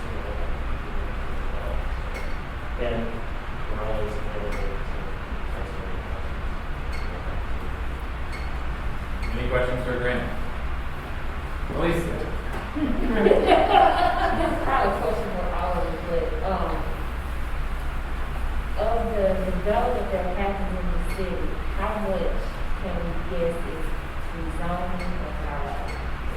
I think there's a misconception that everything is rezoned. And so if you could just guess like what's the percentage of that would go through that process versus the one chance? Is it 50-50, 60-40? I think we looked at it, so I think it would be as much as 70-30 in some. It varies across the district, but the blended 40-60 is actually a lot more than what was in the budget. We also have a lot of work Right. So 70-30, you're saying 70% by right, 30% rezoning? I think it's actually, this last year was a lot higher on the I don't know. Oh, okay. And they probably got more over time because of the age of the land and the zoning. Grant, you may not be able to. Well, just one point of information is the city limits the total number of rezonings that can be submitted every month. That's just another big. Make like 16 per month, so you can say that there's maybe a 4-month lead time for the simple cases. We now have backlog of 4 months or so. So even the simple conventional cases, that's 8 months of time between the time you may submit for a rezone. And then in that right now in this backlog, staff won't look at that until it becomes one that queue. So it waits 4 months of purgatory until it then gets into the process, and then that process starts another 4 months roughly. And in that vein, from our perspective, there are times when we are rushing to get a rezoning petition in, just to meet a deadline of the petitioner. And as you put it, it will sit in purgatory now for 4 or 5 months before it actually reaches the deadline for the submittal. So we have encountered sometimes we'll go and we'll speak to community members closer to that deadline period, and they will ask, well, when did this get submitted? And we try and explain, well, given deadlines these days, we had to submit it 3 months ago, we're coming up to the deadline, and sometimes they get a little upset that they didn't know about this 3 months ago. We were just trying to rush it in to get it in so we don't have to wait for an additional month. So that's just a little component that we deal with on Yeah, great time. Other comments or questions on the rezoning? Yeah, go ahead. With the new UDO and the 2040 plan, is this going to cut down on the rezonings requiring, just the way I read the 2040 plan before I read the UDO, it seems this is going to be specific to this. If it's under this setting, you pretty much, you have to really go out and way to get a rezoning or outside of the conventional rezoning. Am I reading that wrong? I think the hope is that that the plan is reflecting the community vision, but it's not to say that there still won't be rezoning. So I think that's yet to be determined. You got it right.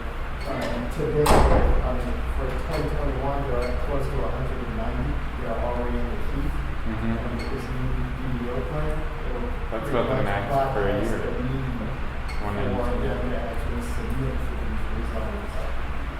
So that gives them more latitude to do whatever they want without the community having any say whatsoever. I can add something to Allison, go that. ahead. Two points. One is that in the UDO, one of the things we look at is looking across what are the general standards that are often asked for in the rezoning process and just requiring that a straight line by right. So that way, there's a segment of the rezoning cases that are really just trying to meet better standards than we should have anyway. So those will be put in place straight out of the gate. Second of all, there's a lot of times the rezoning because there's a very outdated policy or area plan or whatever that doesn't really speak to where that community is today or wants today. And so now you have much more recent policy for the 2040 plan that ultimately will be a community area planning. It's more geographic that will then be able to help steer that. So there are some rezonings that make sense now, but we just our policy about it. So I think that element still be rezoning. Yeah. I wanted to ask this question a little bit earlier, and I don't know if you guys have thought about it. Do you foresee there being like maybe a conflict with maybe the vested rights after the passage of the UDO, seeing as how there are a lot of, say, a bunch of rezonings are granted in like 2021, and then there's a change obviously from the UDO being adopted, and then vested rights. I'm just wondering if you guys have thought about that at all. Yeah, Allison, you know? I didn't hear what the question was. Sir. You don't believe all conditional rezonings are self-regulation? Yes, we're not touching. They're not going to touch existing conditional Okay, rezonings. so- They will stay. So even if they conflict with the UDO, those, You'll follow the old zoning. they'll follow the, ordinance. okay, all right. That's good to know. Yeah, I mean, these are all, these are negotiated with council and community members, and that's not kind of. All right, so we are definitely behind schedule. I think we're okay. We'll just truncate our activity time. We're going to transition back to the other room to our small groups. So if everyone can be in their seat in the other room. We do have new assignments on your name tag. So look at your PM designation. And if anyone is missing one, look for a table with fewer participants. And we can kick off at 20 till, so about 3 to 4 minutes from now. You'll get instruction and we'll begin with most activity. And thank you to all of our presenters.